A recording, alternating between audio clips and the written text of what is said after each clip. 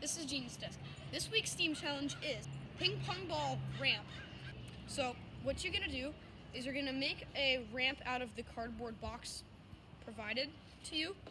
You may use the tape roll included and make it just work.